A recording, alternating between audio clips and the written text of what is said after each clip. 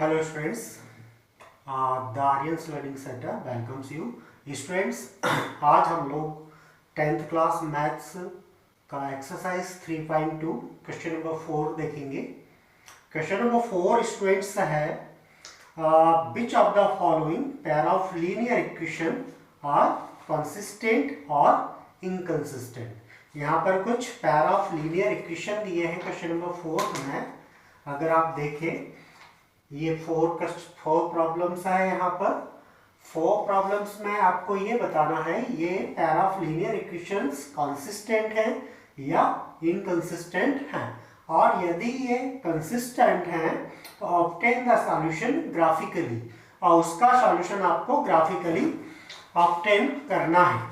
ठीक है, तो स्टूडेंट्स जैसा कि हम पहले वाले वीडियो में देख चुके हैं, कंसिस्टेंट कोई लीनियर इक्वेशन कंसिस्टेंट कब होता है और कब इनकंसिस्टेंट होता है, ये हम लोग पिछले वीडियो में ऑलरेडी पढ़ चुके हैं। शायद आपको ध्यान हो, मैं आपको एक बार वापस इस चीज को मेमोराइज करवा देता हूं। कंसिस्टेंट कब होता है? जब कि ratio A1/A2 equal to B1/B2, अगर ये कंडीशन है A1/A2 का रेशियो B1/B2 के रेशियो के इक्वल है। हमने 3 कंडीशन देखी थी, आप याद कीजिए। ठीक है, 3 कंडीशन कौन कौन सी थी? पहली कंडीशन तो यही थी A1/A2 इक्वल टू B1/B2 और नॉट इक्वल टू C1/C2। जब A1/A2 और B1/B2 दोनों ही बराबर हो तो क्या होता है स्टूडेंट? तब उस पेयर ऑफ लीनियर इक्वेशन का कोई सॉल्यूशन नहीं होता। अब कोई सॉल्यूशन नहीं होता, it means pair of linear equation कैसा है? इनकंसिस्टेंट है। ठीक है, तो आपको ये ध्यान में रखना है, जब A1/A2 का रेशियो B1/B2 के रेशियो के इक्वल आ रहा है, यदि दोनों का रेशियो बराबर है तो पेयर ऑफ लीनियर इक्वेशन कैसा होगा? इनकंसिस्टेंट होगा। ठीक है, अब कंसिस्टेंट कब होता है? कंसिस्टेंट स्टूडेंट्स जब A1/A2 not equal to B1/B2 के हो। ठीक है, इसका मतलब इस तरह जब होता है, रेशियो दोनों बराबर नहीं होते तो क्या होता है? एक यूनिक सॉल्यूशन होता है, और जब यूनिक सॉल्यूशन होता है तो पेयर ऑफ लीनियर इक्वेशन क्या होता है? कंसिस्टेंट होता है। ठीक है, इसके बाद थर्ड कंडीशन में तीनों रेशियो बराबर होते हैं। तो तीनों रेशियो बराबर होते हैं, इट मींस उस समीकरण के मैनी सॉल्यूशन होंगे। तो इस कंडीशन में भी pair of linear equation consistent होता है। तो कंसिस्टेंट कब होता है? जब कोई सॉल्यूशन ना हो, नो सॉल्यूशन, जब यूनिक सॉल्यूशन हो और जब मैनी सॉल्यूशन हो। 2 कंडीशन है स्टूडेंट्स जब कोई भी pair of linear equation consistent होता है, और एक कंडीशन है जब नो सॉल्यूशन वाली कंडीशन है, जब किसी पेयर ऑफ लीनियर इक्वेशन का नो सॉल्यूशन हो स्टूडेंट्स, तब पेयर ऑफ लीनियर इक्वेशन क्या होगा? इनकंसिस्टेंट होगा। ये चीज आपको ध्यान में रखना है। तो आइए हम चेक करके देखते हैं। पहला क्वेश्चन लेते हैं। पहला क्वेश्चन है आपका x + y = 5। एक लीनियर इक्वेशन आपको दिया है फर्स्ट में, x + y = 5। ठीक है, और दूसरा इक्वेशन आपको दिया है 2x + 2y = 10। 2x + 2y = 10। ये फर्स्ट रहा आपका और ये सेकंड रहा। ठीक है, सेकंड को आप देखिए ऐसे भी लिख सकते हैं, और इस पूरे को आप 2 से डिवाइड कर सकते हैं। 2 कॉमन है, देखिए यहां भी और यहां भी। तो पूरे इक्वेशन को आप 2 से डिवाइड करके लिख सकते हैं, या x + y = 5। ठीक है, ये आपका सेकेंड इक्वेशन रेडी हो गया इस तरह से, x + y = 5। ठीक है, अब यहां पर देखिए डियर स्टूडेंट्स, x + y = 5 और यहां भी x + y = 5, both are same. तो रिजल्ट तो हमें यहीं पर मिल गया कि भाई इसका क्या होगा, इस इक्वेशन के मैनी सॉल्यूशन होंगे। लेकिन हम करके देखते हैं। ठीक है, हम इसे फिर भी करके देखते हैं। देखिए हम यहाँ पर देखिए, अब चूंकि हमें मिल चुका है यहाँ पर दोनों इक्वेशन बराबर है, इट मींस क्या होगा, डायरेक्ट लिख देते हैं, इस क्वेश्चन में हम डायरेक्ट लिख सकते हैं क्योंकि दोनों इक्वल है ना। तो हम यहाँ पर लिख सकते हैं A1 अपान A2, देखिए A1 अपान A2 1 अपान 1 है ना, equal to B1 upon B2 और equal to C1 upon C2, तीनों बराबर है। ठीक है स्टूडेंट, इट मींस क्या होगा, मैनी सॉल्यूशन, कई सॉल्यूशन होंगे इस तरह के पेयर ऑफ लीनियर इक्वेशन के। अब मैनी सॉल्यूशन होंगे तो आइए अब हम आगे इसको ग्राफिकली रिप्रेजेंट करते हैं। अब ग्राफिकली रिप्रेजेंट करने के लिए हमें क्या करना होगा, हमें x और y के वैल्यू निकालने होंगे। x पहला हम इक्वेशन लेते हैं, x plus y equal to 5 लिया हमने। ठीक है, हमने जैसे पहले क्वेश्चंस में सीखा था टेबल बनाना, इस तरह हम x और y के लिए एक टेबल बना लेते हैं। अब यहां से हम देखिए x की वैल्यू निकाल लें या y की वैल्यू निकाल लें, तो x equal to 5 minus y होगा स्टूडेंट, y को ट्रांसपोज किया, ठीक है, y माइनस में हो गया। अब देखिए हम y की कोई वैल्यू रखते हैं और देखते हैं y की कोई वैल्यू रखने पर हमें x की क्या वैल्यू मिलती है। माना कि हमने y इक्वल टू 0 रखा स्टूडेंट, ठीक है, तो x इक्वल टू कितना मिलेगा, x equal to 5 minus 0, it means 5 होगा। ठीक है, अब हम y की वैल्यू क्या रख दें, 5 रख लेते हैं। माना हम y की वैल्यू क्या रख लें, 5 रख लेते हैं।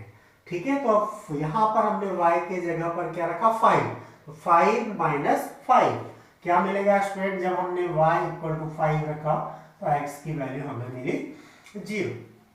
ठीक है, अब ये तो हमारा इक्वेशन नंबर फर्स्ट था, फर्स्ट को हल सॉल्व किया हमने। इसी तरह से आप इक्वेशन नंबर सेकंड जो आपने बनाया है उससे भी सॉल्व कर ले, वो भी सेम है, x plus y equal to 5 है ये आपके पास। ठीक है, इसके लिए हम सॉल्व करते हैं x plus y equal to 5 के लिए, ये सेकंड है, both are same, both are same.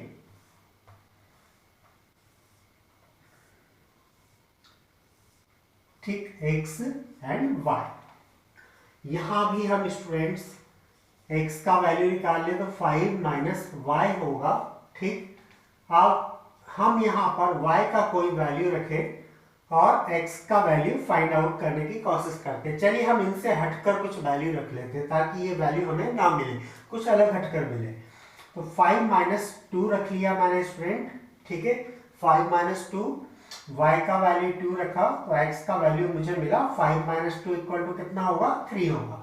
ठीक है, इसी तरह अब मैं यहाँ पर y का वैल्यू कुछ और रख लेता हूँ, y का वैल्यू मैं 3 रख लेता हूँ। ठीक है, अब y का वैल्यू 3 रखने पर मुझे x का वैल्यू क्या मिलेगा, 5 माइनस 3 इक्वल टू 2 मिलेगा। ठीक है, इस तरह ये दो टेबल हमें मिल गए पेयर ऑफ लीनियर इक्वेशन के लिए, x प्लस वाई 5 और ये दूसरा x plus y equal to 5। ठीक है, दोनों के लिए टेबल बना लिया।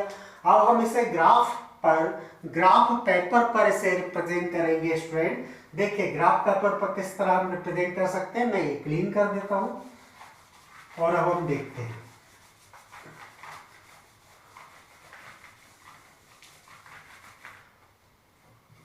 ग्राफ ड्रॉ कर ले एक रफली,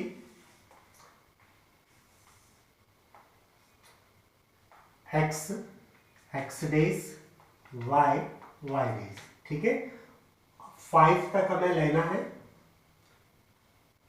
2 4 6, 2 4 एंड 6, 2 4 6, -2 -4 -6, -2 -4 -6।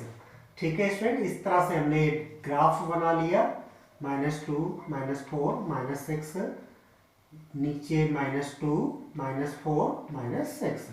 अब इस टेबल के लिए हम सॉल्व करते हैं। x की वैल्यू क्या है, 5 है, इट मींस 5 यहाँ होगा और y की वैल्यू 0 है। ठीक है, तो ये वाला पॉइंट आपका क्या होगा 5 0 होगा, यहां हम 5 0 लिख देंगे। दूसरा है x की वैल्यू 0 है और y की वैल्यू 5 है, x का वैल्यू 0 और y का वैल्यू 5, तो यहां पर ये पॉइंट होगा, ये वाला पॉइंट आपका 0 5 होगा। अब इन दोनों पॉइंट को मिलाते हुए हम क्या करेंगे, इन दोनों पॉइंट्स को मिलाते हुए हमने एक लाइन ड्रॉ की स्टूडेंट, ठीक है, जो किस इक्वेशन के लिए, इक्वेशन नंबर फर्स्ट के लिए है, तो इसको नाम दे दें x plus y equal to 5। अब इसी तरह से इसके लिए x plus y equal to 5 जो हमारा दूसरा इक्वेशन है, उसके लिए हम ड्रॉ करते हैं लाइन ग्राफ पर। तो देखिए x इक्वल टू कितना 3, x इक्वल टू 3 ये रहा, और y इक्वल टू 2, दोनों एक दूसरे को कहाँ मिलेंगे, यहाँ पर मिलेंगे, ठीक है। इसी लाइन के ऊपर पिछली वाली लाइन पर ही पॉइंट है 3 2, इसे हमने दे दिया 3 2, ठीक। अब दूसरा पॉइंट है हमारा 2 3, ये रहा 2, ठीक है, और ये रहा 3, दोनों को मिलाएंगे तो ये पॉइंट भी इस रेखा के ऊपर, जो हमारी पुरानी वाली रेखा है उसके ऊपर ही हमें ये पॉइंट भी मिलता है 2 और 3, ठीक है। तो पॉइंट कहाँ मिल रहे हैं, इसके नीचे वाले टेबल के पॉइंट भी x plus y equal to 5 जो हमारा सेकंड इक्वेशन है, उसके पॉइंट्स भी हमारी पुरानी वाली रेखा जो है उसके ऊपर ही मिल रहे हैं, ठीक है। इसके ऊपर मिल रहा है, इसका मतलब क्या हुआ, इसके पेयर ऑफ लीनियर इक्वेशन के मैनी सॉल्यूशन है, ठीक है, और मैनी सॉल्यूशन है तो क्या होगा, ये कंसिस्टेंट होगा, ठीक है। तो this is the pair of linear equation is consistent और it has many solution, it has many solution, इसके कई सॉल्यूशन है, ठीक। जहां से जिस पॉइंट से रेखा गुजरी है वो सब इसके सॉल्यूशन होंगे। तो स्टूडेंट्स आया समझ में, इस तरह से आपको इसे सॉल्व करना है। आइए अब हम सेकंड क्वेश्चन देखते हैं इसी का।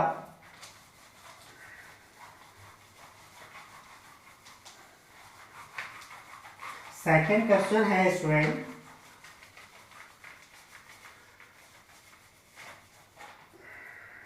x minus y equal to 8, question number 4 का सेकंड है, x